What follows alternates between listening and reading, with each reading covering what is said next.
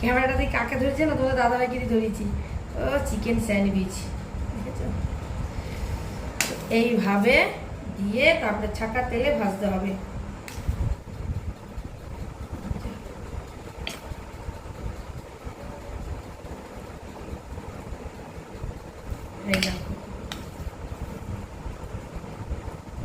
সবগুলোর মধ্যে এইভাবে করে দেবো।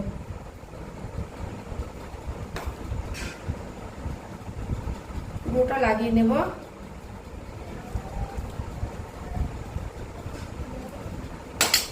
তো এবার হচ্ছে এই যে এভাবে বসিয়ে দেবো, এই যে